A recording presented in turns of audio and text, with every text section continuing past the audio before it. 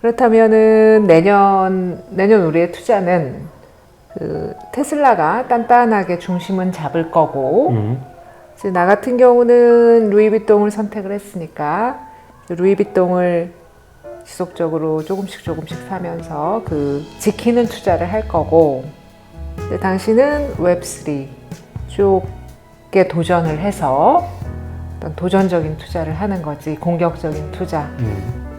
그래서 이제 내가 바라는 게 있다면 그 밸런스가 잘 맞았으면 좋겠다. 연말도 되고 했으니까 이제 올해를 되돌아보고 잘한 건 칭찬도 좀 해주고 잘못한 거는 내년에는 그런 실수를 하지 말아야지 반성도 좀 해보고 그런 기회를 한번 가져왔으면 좋겠고, 그래서 특히나 이제 우리는 이제 투자에 있어서 올해는 무엇을 잘했고 어떤 면에서 실수가 있었는지 이런 것들을 한번 돌아봤으면 해서, 우리가 투자를 하고 있는 거는 크게 이제 테슬라가 있고 비트코인이 있고, 그러니까 올해 테슬라 투자에 대해서 당신의 생각을 한번 들어보고 싶어.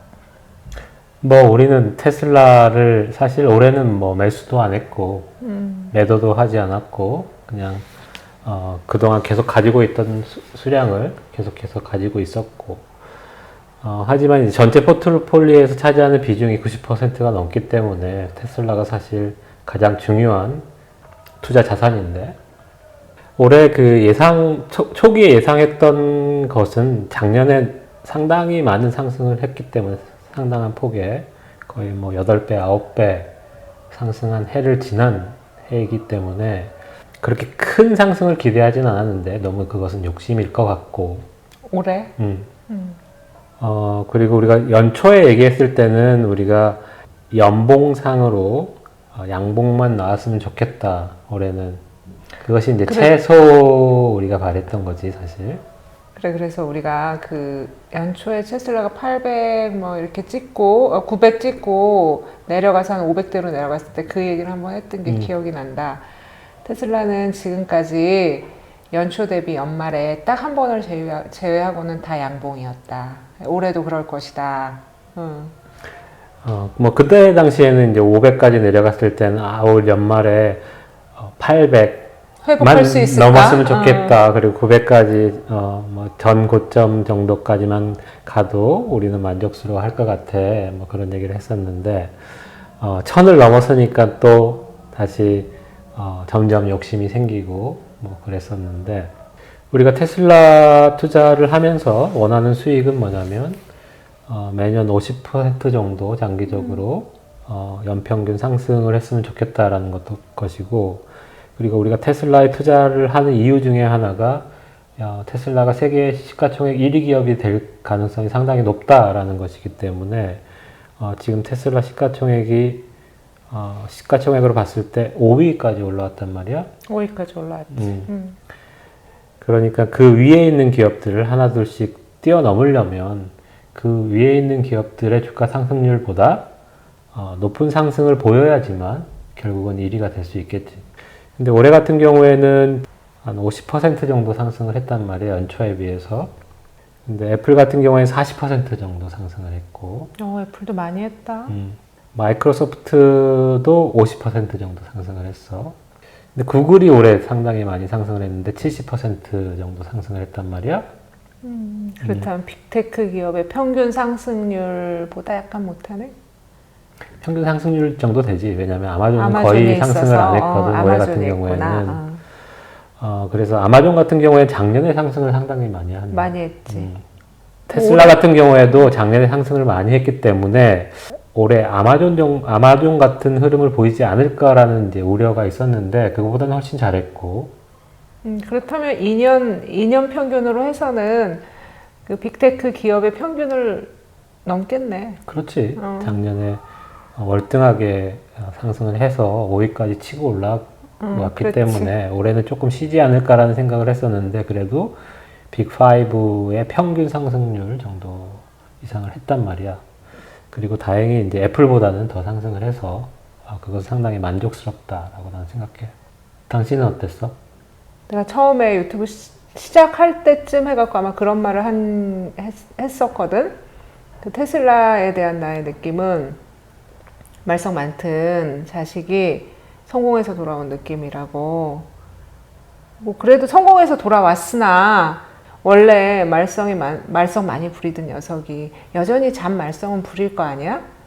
그래서 이제 그거를 그냥 옛날같이 막 가슴 졸이면서 보지는 않고 그냥 좀 편안하게 보고 있지. 당신이 그 말 하니까 생각나는 게 있는데, 올해 이제 전체적으로 봤을 때는 연초에 비해서 50% 상승을 했지만 그 과정은 이제 약간은 험난한 다이나믹했지. 역시 다이나믹했던 한 해였던 것 같고, 주가의 변동폭도 다른 그 빅테크, 빅4에 비해서 훨씬 컸고, 그렇지. 그 말은 이제 테슬라를 홀딩하고 있는 주주들의 입장에서는 그렇게 이제 쉬운 해는 아니었다라고 생각이 들어. 그렇다면은 내년에는 당신은 어떻게 할 건데? 내년도 우리는 뭐 올해랑 똑같을 것 같아. 사지도 팔지도 않고 복지부동. 뭐 사지도 팔지도 않을. 내년 같은 경우에는 나는 이제 기대가 좀 큰데 올해보다도 내년에 테슬라 주가의 기대는 커. 테슬라 비즈니스적인 측면에서 봤을 때 우리가 오랫동안 기다려왔던 새로운 기가 팩토리가 이제 가동을 시작을 할 거고, 베를린 공장이 시작을 할 거고, 텍사스 공장이 시작을 할 거기 때문에 올해도 이제 테슬라 판매량을 보면 70% 이상 성장을 한 해였단 말이야. 그렇지. 내년은 이제 최소한 올해만큼 성장을 할 해라고 보고, 그보다 더 할 수도 있고. 그래서 올해 같은 경우에는 판매량이 약 90만 대 정도까지 될 것 같은데. 올해 토탈 전체적으로. 그 작년에 50만 대 정도 했으니까 올해 90만 대. 그 다음에 올해 같은 성장을 하면 내년에는 뭐 150만 대 이상 판매를 할 수 있는 해가 될 거라고. 그래서 내년에 그런 성장을 보일 거고, 그 다음에 우리가 오랫동안 기다려왔던 사이버 트럭이 내년 하반기에 이제 생산을 시작하게 될 거고, 그리고 테슬라의 가장 중요한 그 기술 중에 하나인 자율주행 기술. 또 괄목할 만한 성장을 보일 거고. 지금까지 이제 FSD 같은 경우에는 뭐 베타 테스터들이 테스터를 계속 하고 있고 주기적으로 이제 업그레이드를 하고 있는데 아직까지는 모든 사람들에게 배포를 하고 있지 않단 말이야. 근데 내년 중반 정도가 지나면 미국이나 북미 지역에서는 FSD를 구매한 사람들에게 지금 오토파일럿이 기본으로 제공되는 것처럼 배포가 될 거고.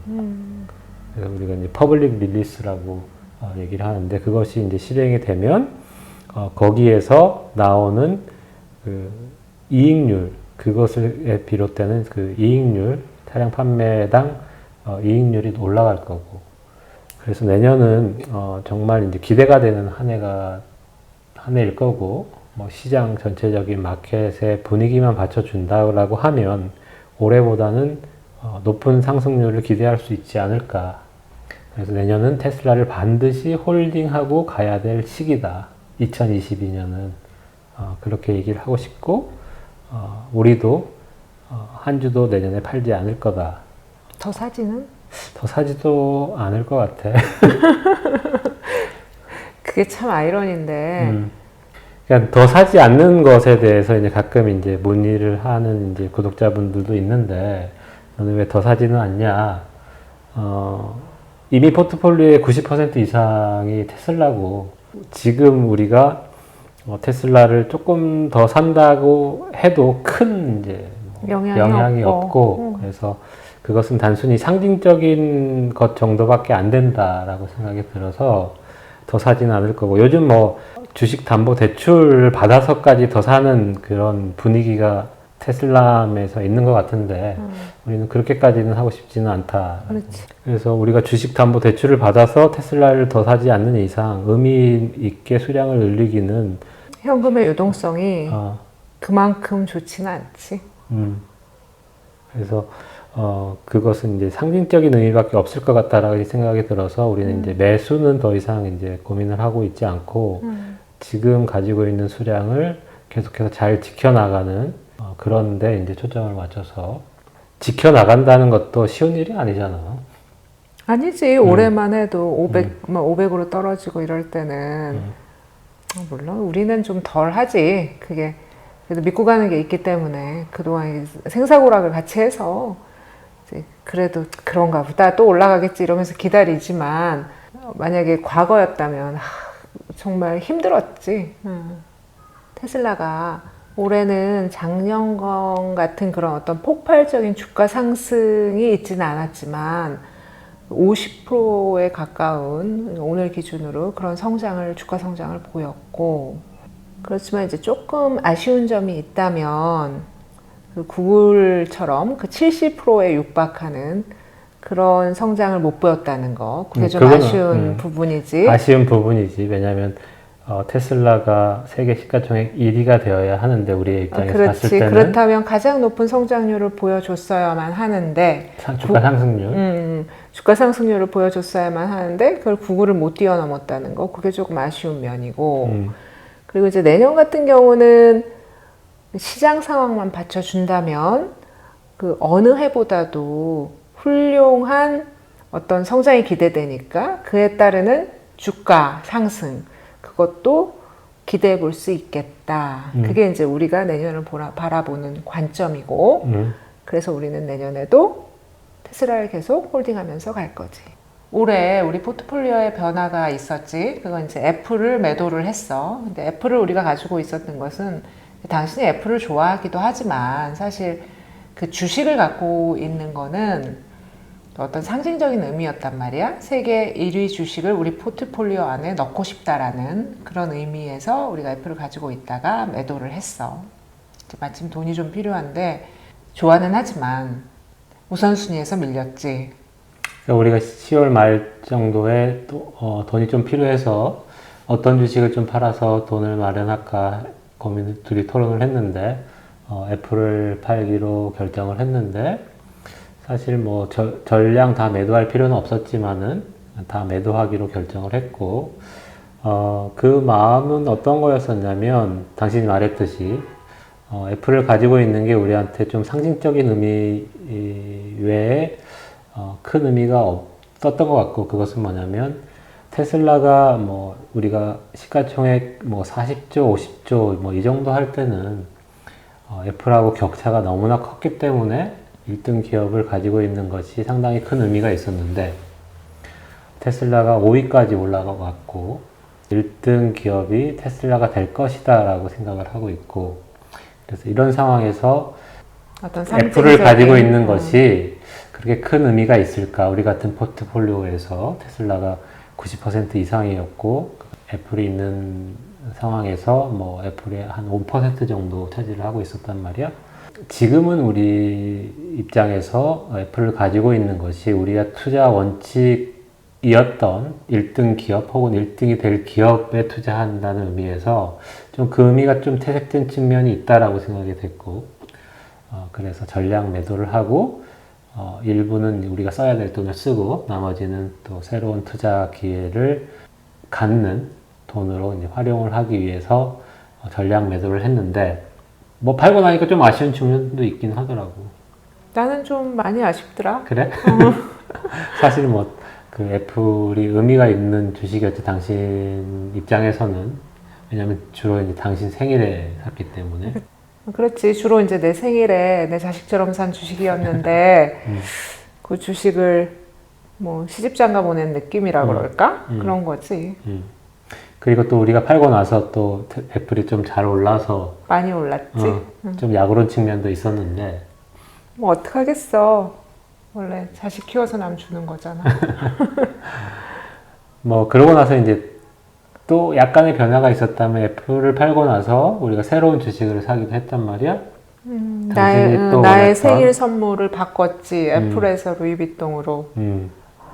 당신이 이제 루이비통 얘기를 많이 했었는데, 내가 한 1년 전부터 루이비통 그랬을 거야. 근데 이제 당신이 별로 왜 그래가지고 이제 못 사고 있다가 요번에 이제 애플을 팔고 나서 내가 요번에는 루이비통을 꼭 사야겠다.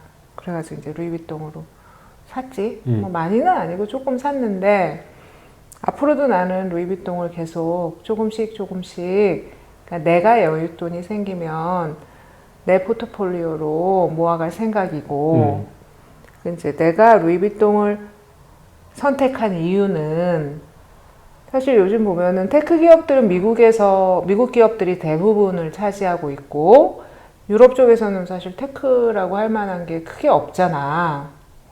그리고 이제 제조업은 아무래도 이제 아시아 쪽에서 잘 하고 유럽이 과거에는 뭐 금융이나 아니면은 에너지 이런 데서 두각을 나타내다가 그런 기업들도 요즘은 유럽에서 많이 밀리는 것 같아. 근데 이제 유럽의 장점이라고 생각이 되는 게 이제 내가 유럽에 살면서 느끼는 건데 문화거든.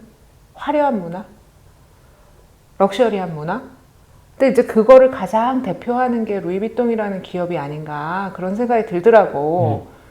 그래서 유럽의 1등도 내가 유럽 주민이니까 하나 정도 관심을 갖고 가지고 있으면서 보는 게 좋지 않을까. 그래서 이제 한 1년 전부터 계속 루이비통 그랬던 거지. 유럽에도 시가총액 10위권 안에 드는 기업이 뭐 10년 전만 해도 금융업체나 아니면은 석유화학업체들이 차지를 하고 있었는데 석유화학업체들이 이제 뒤로 밀리고 그 자리를 차지한 기업들이 루이비통이나 아니면 이제 화장품 업체, 프랑스 유명 화장품 업체, 로레알이나 뭐 이런 업체들이 이제 치고 들어와서 자리를 차지하고 있더라고. 로레알이 프랑스 건가? 정확하게 모르겠다. 그리고 이제 루이비통도 이제 유럽에서 이제 시가총액 1위 기업이고, 또 마침 이제 내가 그 당시에 이제 뭐 NFT나 웹3 뭐 이런 것에 관심을 가지고 있었을 때인데, 거기에서 보니까 이제 기술과 이제 테크와 그 예술이 만나는 그런 이제 흐름을 보이더라고. 특히 이제 NFT 때문에 그런데 예술이 이제 새로운 인터넷 기술과 접합이 되면서 새로운 이제 르네상스 같은 예술의 부흥이 일어나는 그런 이제 분위기가 느껴져서. 그래서 당신이 그동안 내가 루이비통 그래도 콧방귀도 안 끼다가 요번에는 그 NFT를 보면서 루이비통도 괜찮겠구나 그러면서 그 동의를 해준 거구나. 그래서 문화 예술이 어떤 그런 새로운 흐름과 결합이 되면서 새로운 부흥기를 맞지 않을까 그런 의미도 있었고, 물론 이제 그게 이제 루이비통이 그런 흐름 속에서 새로운 이제 어떤 흐름을 만들어 나갈 수 있을지는 모르겠지만 그런 분위기는 좋다라고 생각이 들고, 그리고 이제 당신이 말했듯이 우리가 유럽에서 10년 이상 거주하고 있기 때문에 유럽 기업도 포트폴리오에 넣는 것도 의미가 있을 것 같다. 그렇지. 그게 이제 유럽의 어떤 흐름을 볼 수 있는 좋은 방법 중에 하나인 것 같아. 이제 올해 이제 내가 좀 가슴을 졸이고 그 믿음이 부족한 우리 포트폴리오에 있는 것 중에 하나가 비트코인이야. 이제 비트코인을 만난 지가 뭐 그렇게 오래되지도 않았고 거기에 대한 신뢰나 이런 게 사실 그게 좀 약한 게 사실이지. 그러니까 어떨 때는 정말 그래 갈 것 같아 그래갖고 막 확신에 찼다가 어느 순간에 이렇게 확 무너지고 이런 게 좀 있어 비트코인이. 비트코인은 앞으로 어떻게 했으면 좋겠는지 거기에 대해서도 당신의 의견도 한번 들어보고 싶어. 비트코인은 우리가 처음에 투자를 할 때 우리의 생각을 다시 돌아보면 우리의 첫 영상 이런 거 보면 비트코인에 대해서 그럴듯하다, 스토리가 있다. 그때는 확신이 막 들어서 엄청난 확신에 차가지고 막 그래 가야 돼 막 이랬다가 어느 순간에는 이게 아니었나 이런 생각을 한다니까. 게다가 이제 플랜 B의 그 스톡 투 플로우 레이셔 그거 이제 공부할 때는 맞아. 이거는 다 무조건 해야 돼. 막 이랬는데 그러다가 이제 비트코인 가격이 쭉 빠지는 걸 보면 이거 혹시 틀린 거 아니야? 막 이런 생각이 들고 참 사람 마음이라는 게 간사해. 근데 우리가 초심으로 좀 돌아가 보면 비트코인은 이제 반감기 이후에 한 1년간 상승을 하고 한 3년간 조정을 보이다가 그 다음 반감기가 지나면 또 한 1년간 상승을 하고 한 3년간 조정을 보이고 이런 패턴을 보여왔었어. 그리고 이제 우리가 매수를 할 때도 작년 이제 5월에 반감기였기 때문에 올해 5월 정도에 어느 정도 이제 상승을 마무리하는 국면에 접어들었다라고 봐야겠지. 이전 패턴을 보면. 그래서 그때 우리가 무슨 얘기를 했냐면 이번 이제 상승 사이클은 우리가 이미 지났고 그래서 4년 동안 꾸준히 분할 매수를 해서 다음 반감기 때 상승 때 우리가 수익을 좀 보겠다 뭐 이렇게 얘기를 했었는데 그게 처음 마음이었지. 그게 처음 마음이었어. 근데 이번 상승 국면에서 그 상승 폭이 이전에 비해서 크지 않았기 때문에 아직 상승이 끝나지 않았을 거라는 이제 기대감 그것도 사실 있었지. 있었지. 비트코인의 가격을 예측하는 뭐 가장 이제 잘 알려진 모델 중에 하나인 스톡스 플로우 레이셔를 만든 퓰렌비의 예측에 의하면 올해 연말까지 10만 달러 달성이 가능할 것이다 라고 해서 그 기대감이 이제 조금 더 컸었지. 근데 이제 6만 6천 달러를 최근에 까지 도달을 했다가 지금 다시 이제 5만 달러 밑으로 떨어지면서 그 기대감이 약간의 실망감으로 가 있는 것은 사실이지만 뭐 플랜 B가 신도 아니고 정확하게 그게 10만 달러 갈지 20만 달러 갈지 30만 달러 갈지 예측할 수 없단 말이야. 그 스톡스 플로우 레이셔 모델을 보면 그게 이제 로그 함수로 예측한 모형이기 때문에 그 작은 오차가 사실 뭐 플랜 B가 밴드 형식으로 가능한 가격대를 보면 5만 달러에서 30만 달러 사이 이렇게 예측을 하고 있는 거란 말이지. 10만 달러는 거기에 이제 평균 가격. 높다. 아니 그 넓다. 그 폭이 상당히 넓지. 근데 이걸 크게 확대해서 보면 이전 반감기에는 그럼 어떻게 예측했냐라고 보면 이전 반감기에는 4천 달러에서 2만 달러 사이였단 말이야. 그것도 상당히 폭이 넓지. 그럼 이번 반감기에는 5만 달러에서 30만 달러 사이를 예측했단 말이지. 그 안에 걸쳐 있는 건 사실이잖아. 그럼 다음 반감기는 얼마로 예측을 할 것 같아? 다음 반감기에는 플랜 B가 어떤 예측을 하냐면 50만 달러에서 200만 달러 사이를 예측하고 있다고. 그 폭이 상당히 넓지만은 반감기와 반감기 사이의 그 차이가 크기 때문에 사실은 그렇게 크게 보면 우리가 그 미세하게 보이는 그 예측의 그 오차는 상당히 크게 보이지만은 반감기와 반감기를 거쳤을 때 그 상승폭은 어느 정도 지금까지 잘 예측해 왔다라고 볼 수 있고 그런 측면에서는 다음 반감기가 지나는 후에 가격 상승은 지금보다 훨씬 높을 수 있다. 그래서 이제 장기적으로 본다라고 하면 좀 지루한 횡보가 될지 아니면 아직 상승 사이클이 끝나지 않아서 더 상승을 할지 아니면 이전에 보였던 깊은 조정을 줘서 좀 우리의 마음을 또 아프게 하고 올라갈지 모르겠지만 다음 반감기 이후에 흐름을 보고 투자를 한다라고 하면 여전히 이제 투자할 만하다라고 생각을 하고 하지만 올해 이제 우리가 천천히 좀 매수를 하지 않고 뭐 애플을 매도하고 매수한 것도 있고 그래서 우리가 조금 급하게 많이 샀어. 그래서 내년 같은 경우에는 지금 우리가 예전에는 이제 4년 동안 꾸준히 매수하겠다라고 했는데 이미 이제 목표했던 수량은 어느 정도 확보를 해버린 것 같고 그래서 더 이상 이제 비트코인은 매수를 하지 않고 지금 있는 수량을 홀딩을 다음 반감기 때까지 가져가 보겠다. 이것이 이제 지금으로서는 계획이야. 그런 이유 중에 하나가 이제 요즘 내가 이제 NFT나 웹3 이런 데 빠져 있다 보니까 비트코인보다는 이제 다른 코인에 이제 좀 관심이 가 있고 그래서 내년에는 아마도 비트코인을 사는 것을 멈추고 이더리움이나 뭐 솔라나나 소위 이제 스마트 컨트랙트를 할 수 있는 그런 코인들을 사서 그 코인을 이용해서 그 안에서 이제 새롭게 나오는 그 서비스들 혹은 NFT나 아니면 뭐 게임이나 아니면 거기서 나올 또 다른 그 새로운 확장성이 있는 가능성이 있는 그런 것들에 이제 투자를 할 수 있는 그 코인들을 갖다가 모아 나가는 것이 이제 내년에 내가 하고 싶은 것, 하고 싶은 투자야. 물론 이제 내년에 우리 수익률도 대부분 이제 테슬라에 의해서 좌우될 거지만, 이런 이제 그 새로운 코인 쪽에서 내가 바라는 것은 테슬라를 우리가 5년 전에, 6년 전에 살 때 그 마음. 그 마음으로 내년에는 그쪽 이제 웹3 영역으로 당신이 투자를 해보고 싶은 거지, 시작을.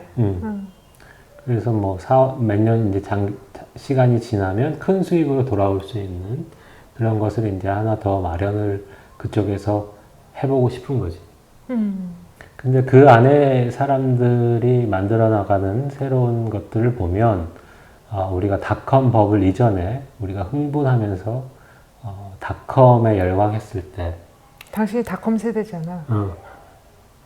나도 이제 닷컴 버블도 겪고, 닷컴 전에 이제 뭐, 닷컴 시기에, 그 초기에 이제 친구들하고 회사도 만들어 보고, 그때 그 열정. 그게 요번에 그 NFT나 이 웹3 영역이 열리는 그것을 보면서 과거의 그 열정이 새록새록 다시 피어오르는 거지, 지금. 피어오르기도 하고, 그러니까 이제 그 MZ 세대를 이제 우리보다 이제 젊은 세대들이 만들어 나가는 세상에서, 그것을 이제, 지켜보고 싶고, 거기에 투자도 해보고 싶고, 그런 서포트를 뭐 가능하면 서포트도 해보고 싶고, 뭐 다양한 활동들을 투자뿐만 아니라 다양한 것들을 그 안에서 해보고 싶은 마음이 많이 들어. 그래서 내년에 그것을 해볼 수 있으면, 내가 원하는 것들을 해볼 수 있으면 재밌을 것 같아. 그럼 내년도 당신한테는 재밌는 한 해가 되겠구나? 그렇겠지. 좋겠다. 마음이 젊어서. 그렇다면은 내년 우리의 투자는 그 테슬라가 단단하게 중심은 잡을 거고, 이제 나 같은 경우는 루이비통을 선택을 했으니까 루이비통을 지속적으로 조금씩 사면서 그 지키는 투자를 할 거고, 근데 당신은 웹3 쪽에 도전을 해서 어떤 도전적인 투자를 하는 거지, 공격적인 투자. 그래서 이제 내가 바라는 게 있다면 그 밸런스가 잘 맞았으면 좋겠다. 그게 내가 새해에 바라는 바네.